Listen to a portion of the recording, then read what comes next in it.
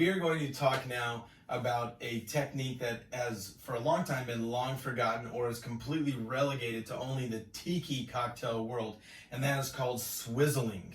Swizzling is a way to agitate the cocktail in a delicate way so we don't over dilute it, where we would if we shook these type of drinks or if we stir the type of drink. Swizzling exists again within the tiki community. And if you know tiki cocktails, you know how serious they are about their drinks. And a lot of tiki drinks are served on crushed ice. Well, you don't want to shake a drink that's going to go on crushed ice too much, because then you're dealing with over-dilution, and over-dilution affects your texture. A tiki cocktail is meant to be fatty and juicy and really thick and kind of viscous on your palate. And if we shake that and then add it to crushed ice, we're going to miss a lot of that. So the tiki nerds, the tiki gods have invented swizzling. We're going to use this glass as reference because I don't have any tiki glasses here, but this is our tiki glass, the fancy tiki mug that's going to go out to the guests. We're going to again follow our dry building technique by building it in here. We are then going to add about 60% crushed ice to the mix.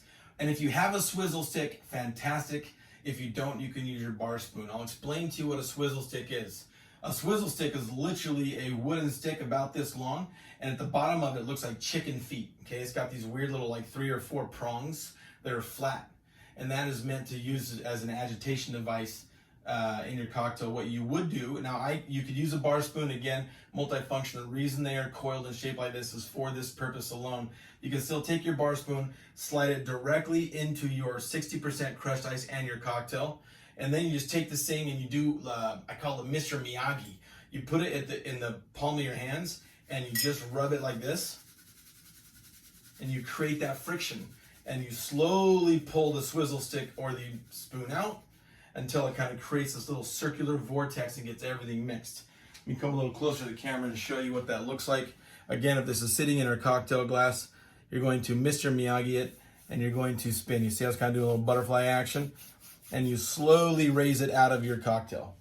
That is again called swizzling, and the benefit there in the tiki world is you don't over dilute a drink, you don't spend time blending or shaking, and you give your guests a cocktail that is perfectly constructed and still maintains its integrity.